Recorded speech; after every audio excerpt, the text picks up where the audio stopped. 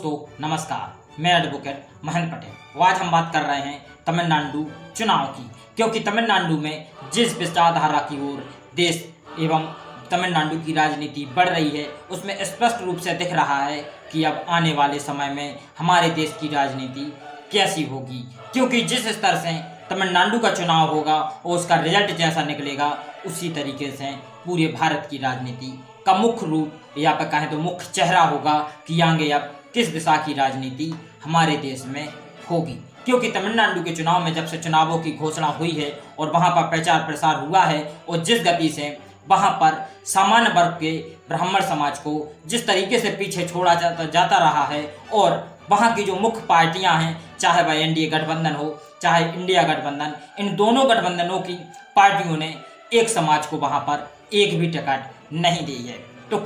ये क्या बता रहा है कि भारत की राजनीति अलग दिशा की ओर जा रही है, या फिर अब सामाजिक न्याय की बात करने वाले जो राजनीतिक दल हैं वह अब यथार्थ में सामाजिक परिवर्तन करना चाहते हैं। क्योंकि जो इंडिया गठबंधन एवं एनडीए गठबंधन की मुख्य पार्टियां हैं, भारत कांग्रेस एवं भारतीय जनता पार्टी, और जो वहाँ की लोकल की एक पार्टी है, एक एनडीए गठबंधन के साथ वहाँ की क्षेत्रीय पार्टी है, और कांग्रेस पार्टी के गठबंधन के साथ टीएमसी, या फिर कहें तो वहाँ के तमिलनाडु के जो मुख्यमंत्री एम.के. स्टालिन हैं, उनकी पार्टी वहाँ पर मौजूद है और चुनाव लड़ रही है। और वहाँ पर सत्ता एम.के. स्टालिन के पास मौजूद है, जो कि इंडिया गठबंधन का मुख्य पार्टी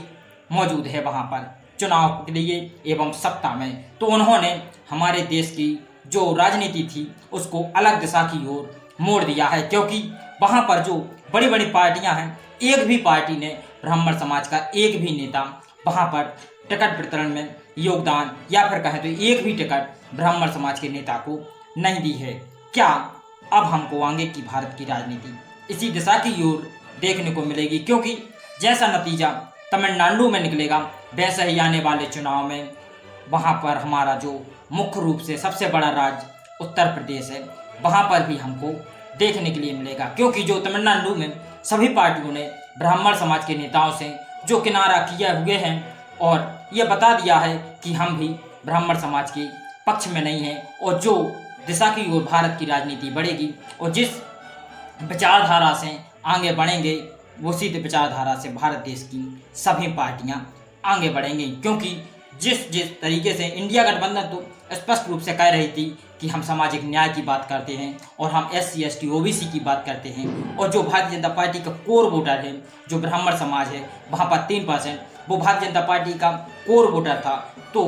उस भारतीय जनता पार्टी ने भी उन ब्राह्मण समाज के नेताओं को किनारे कर दिया है, जिनका प्रतिनिधित्व कुछ समय पहले वहाँ पर वर्चस्व रहता था और सत्ता में वही सुख भोगते थे, वही सुख सबसे ज़्यादा पाते थे, उन्हीं का सबसे ज़्यादा योगदान रहता था। तो वहाँ पर भारतीय जनता पार्टी का ब्राह्मण समाज के नेताओं से किनारा करना और पूरे ब्राह्मण समाज से किनारा करना क्या बता रहा है कि पार्टी की विचारधारा कोई नहीं है। पार्टी को जैसे में भी सत्ता प्राप्त होगी, उसी प्रकार की हर पार्टियाँ अपने निर्णय लेगी और अपने नेताओं को आगे निकालेंगी। क्योंकि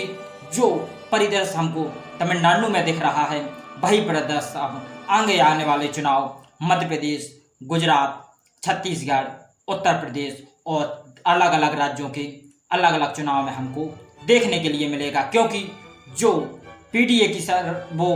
पार्टियां हैं,